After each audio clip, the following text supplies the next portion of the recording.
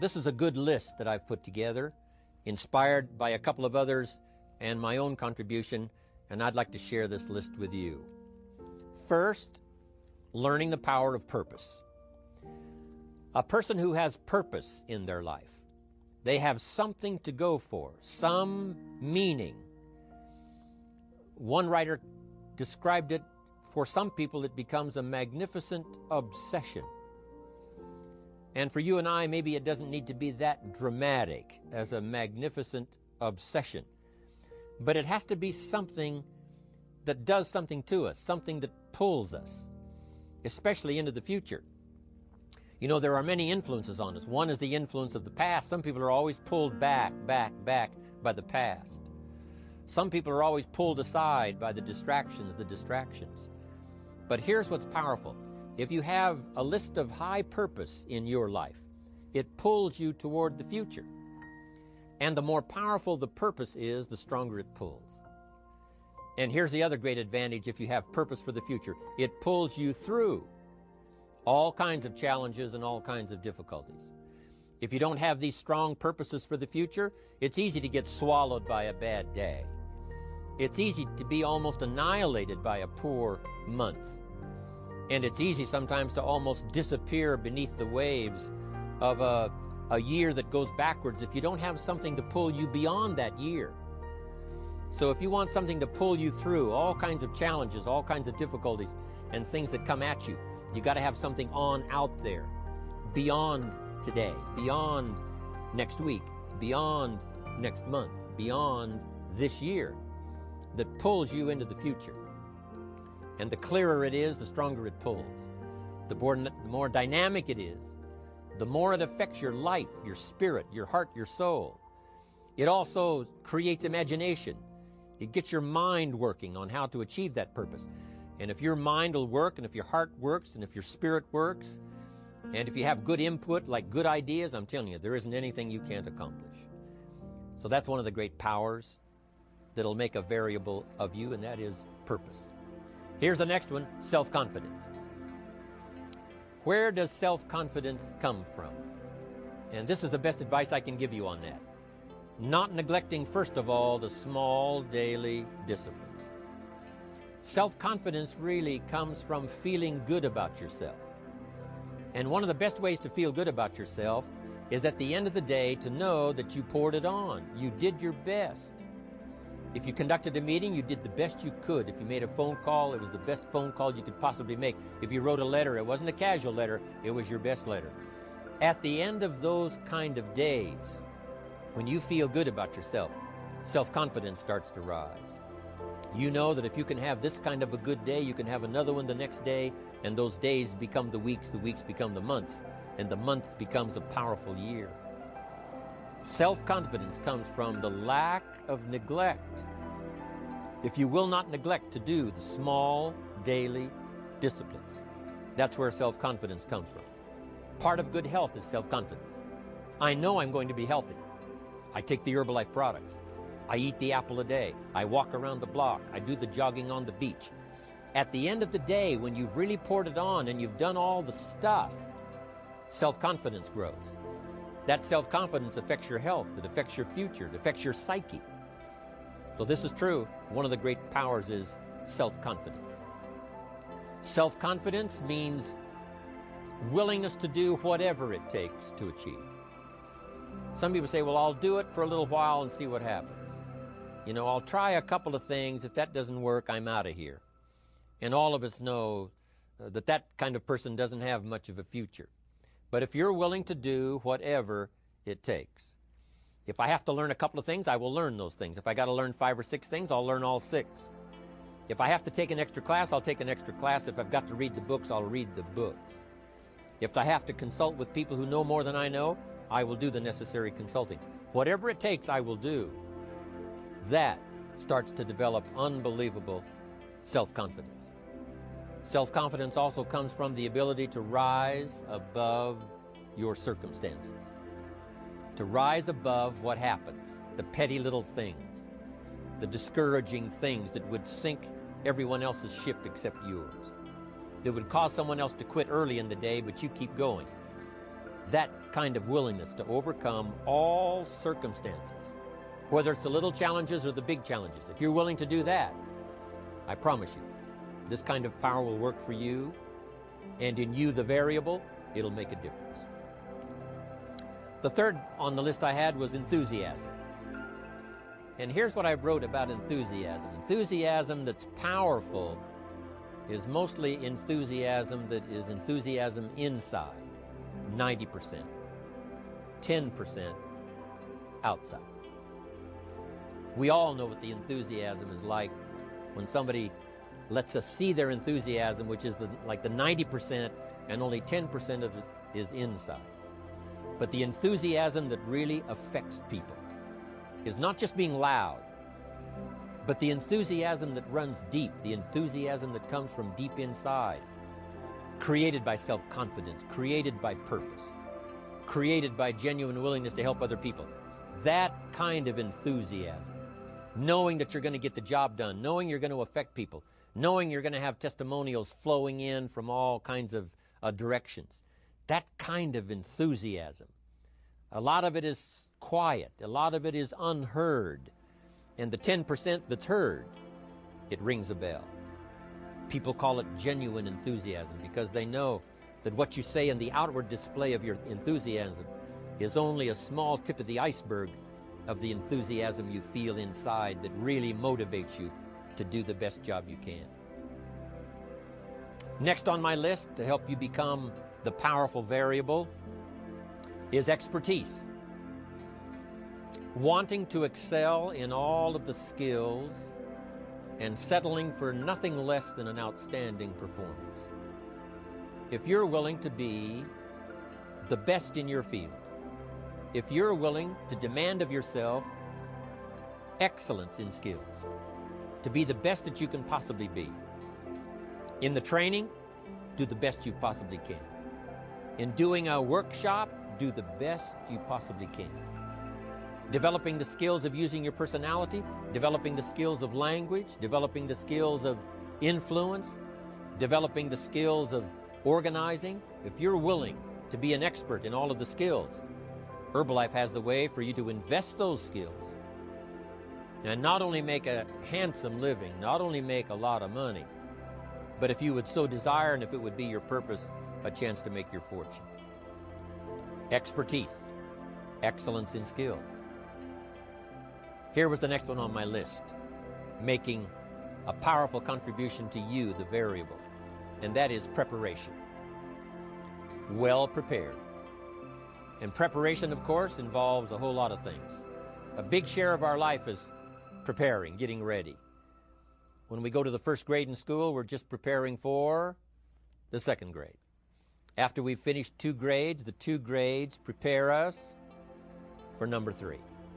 Sometimes it seems like a long, excruciating time. And the time will just seem like it'll never come when we can finally have the performance that we really want. But it takes time to prepare. It takes time to get ready. And the decisions you make in the preparation time, those are the decisions that last for a lifetime.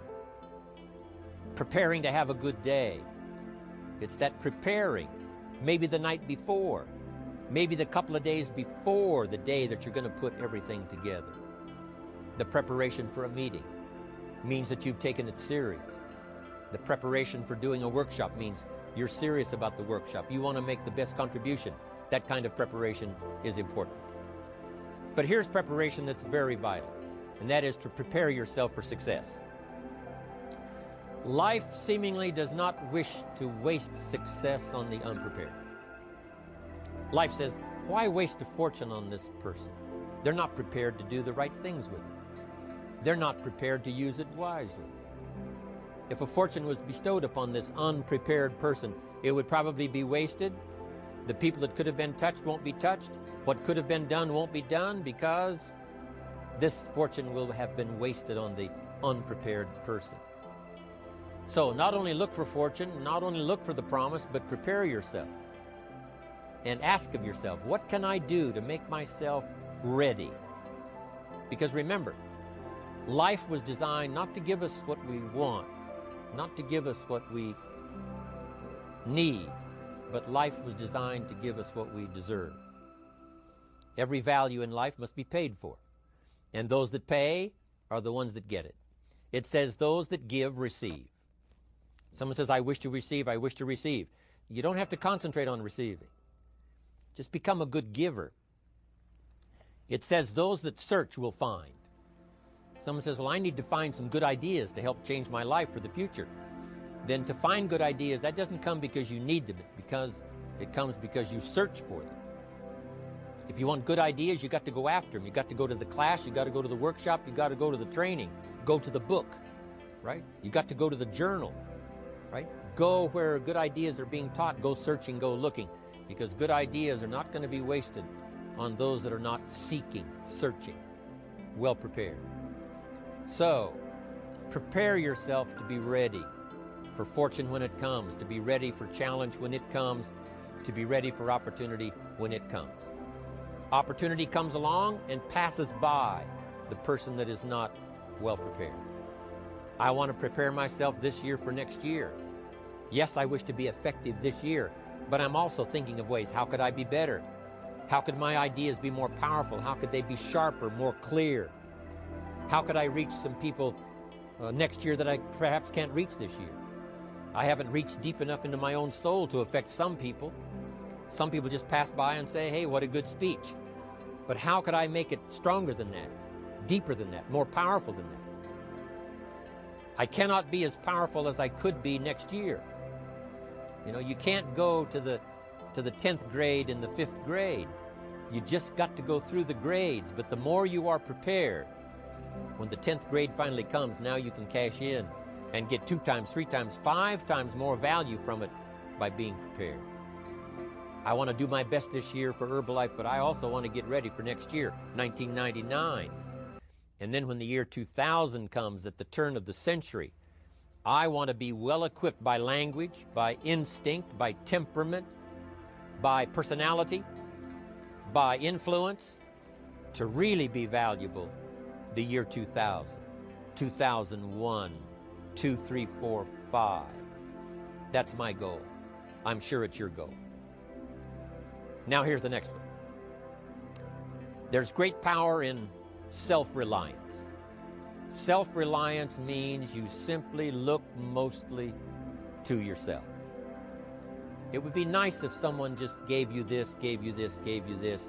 It would be nice if everyone did their job exactly as they're supposed to do it. But here's what you've got to do. Primarily rely on yourself. Primarily say, I'm the person responsible. And I will learn the necessary skills so that I can help people learn their skills. If I need lots of people to do certain things to build my organization, that is what I must have. But I've got to be the final backstop. I've got to be the final one that people can rely on. So that if this is missed and this is missed, I can catch up. I can fill the gap. I can do the job. We have to do it when we conduct meetings. We have to do it when we conduct training. We have to do it when we're in a class of just a few. What someone might have missed, we're there to fill in. Self-reliance. Primarily, we're learning to count on yourself. So that you can do this, never complain and never explain. Here's the next key power, and that's image. There's many parts to image. The image that others see you as, the image you have with other people. And it's very important how other people see you. If they don't see you as a leader, chances are they won't pay attention. If they don't see you as being in control, chances are they won't have the trust. If they don't see you as knowing where you're going, what you want to accomplish, they probably won't follow. But if people can see you, if you have the image of someone that's in charge, in control of your life, your future, your destiny, in control of the situation, if they see that, that kind of image is powerful. It helps to win the day. It attracts other people.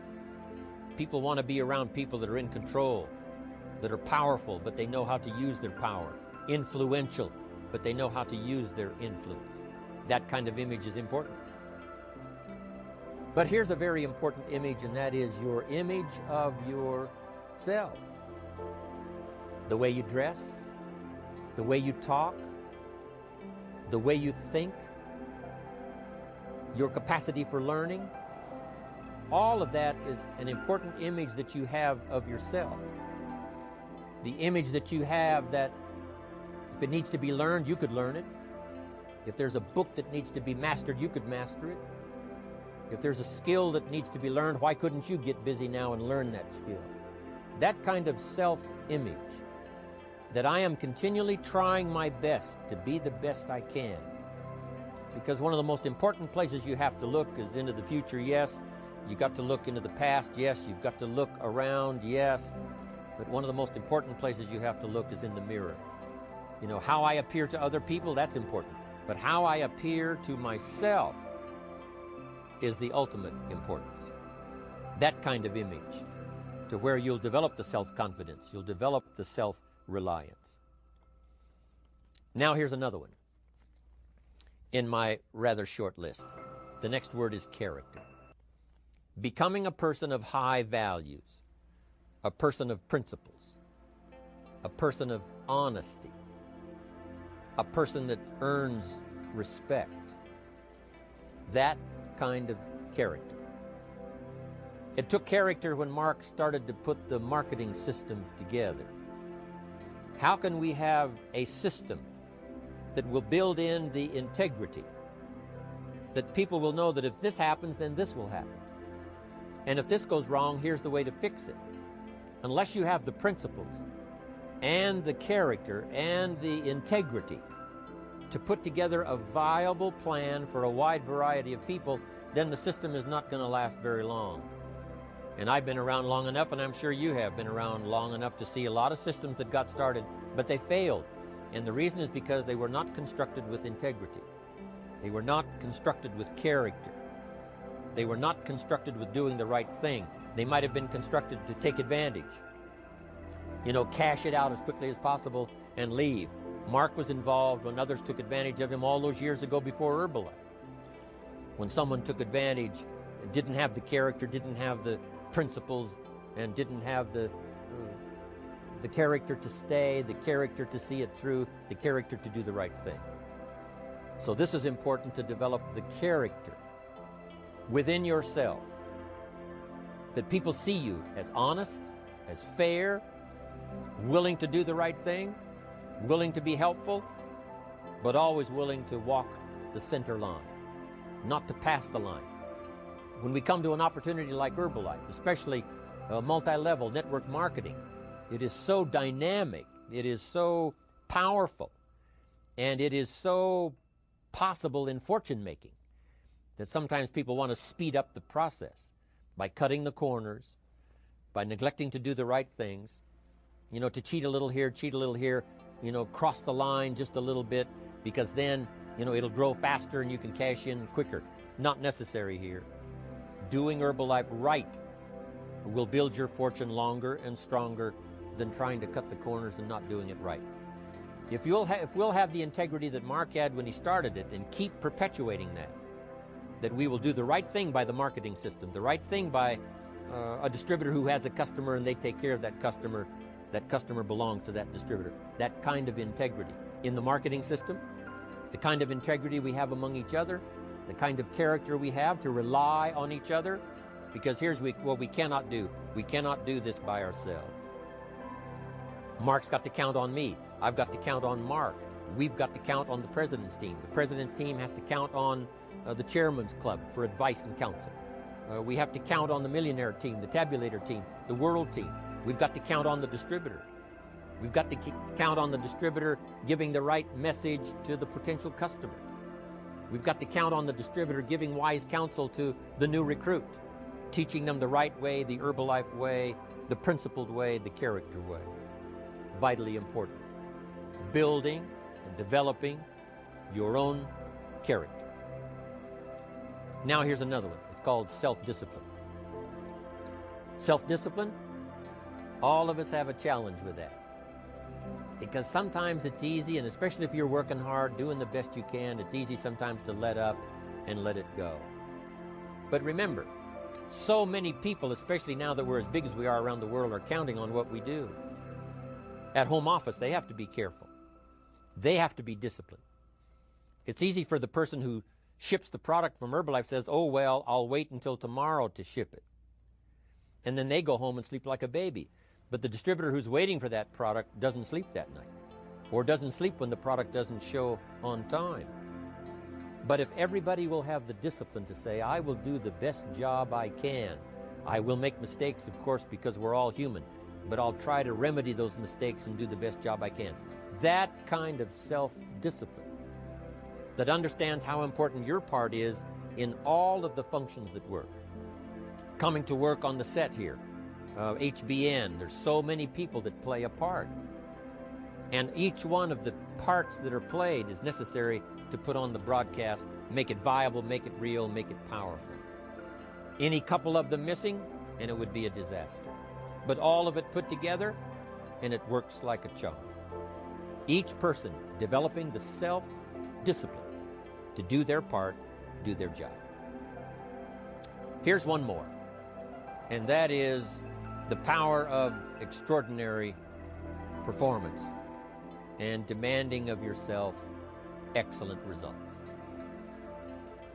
This is so important. If you want to live extraordinary, you must do extraordinary. If you want an extraordinary income, you must do extraordinary things. If you want an extraordinary fortune, you must go with the demands of what it takes to have that fortune. Mark has made such a fortune, it's almost beyond comprehension what the numbers really are. But guess what he has the satisfaction of knowing? He earned it all. If he'd have been lax in the performance, Herbalife would not be here these 18 years later. Herbalife would have been a footnote in multi-level history. But because he performed year after year, the 3rd year and the 5th year, and the 7th year and the 10th year, and the 12th year and the 15th year, and now performing well in the 18th year, I'm telling you, that's what makes it such a viable fortune for Mark personally, of course, because he did the job. If we would ask of ourselves that kind of performance, and you've got to ask it of yourself. You know, I can't ask it of you. I would try to inspire you. I would try my best to share with you what it might taste like, what it's like to finally make your fortune. It happened for me.